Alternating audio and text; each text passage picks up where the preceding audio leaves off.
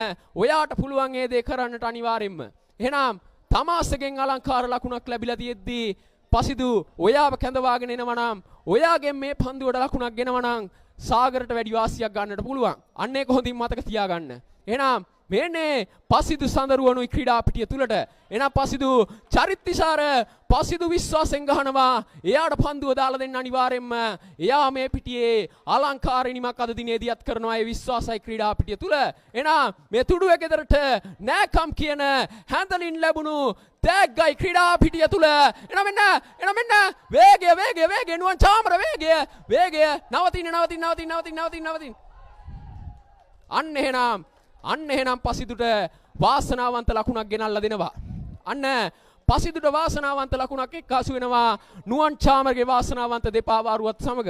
එහෙනම් අන්න සාගරට තුන්වෙනි ලකුණ වැලිසර සුමුදුගෙන් ලැබෙනකොට තමාස දිනුහාරයි පසිදු සඳරුවනුයි සචිදු රන්දිලුයි එල්ල පිටිය තුල සාගරයේ මුල් පෙළ ශක්තිමත් දියත් කරන්නට පුළුවන් අනිවාර්යෙන්ම. එහෙනම් මේනේ පසිදු සඳරුවනුයි ක්‍රීඩා පිටිය තුල පසිදු ඔයාට අන්තයක් තියෙනවා ක්‍රීඩා පිටිය තුල. ඔයා යන්තේ තේරුම් ගන්න. යන්තේ තේරුම් අරගෙන මේ පිටිය තුල හැඩකාරිනිමක් යන්නට ඕනේ.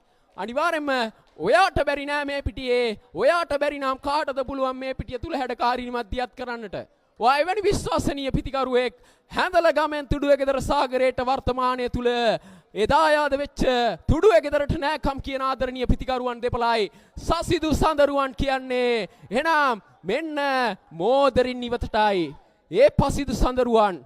එයා නිකන් නෙමෙයි සාගරය තුල වැජබෙන්නේ එයාගේ තියෙන පිටිහරණ දක්ෂතා නිසායි. එයාගේ තියෙන පිටිහරණ දක්ෂතා නිසායි අද සාගරය තුල එයා වැජබෙන්නේ. එහෙනම් පසිදුයි ගහන්නේ ක්‍රීඩා පිටියෙන් ඉවතට.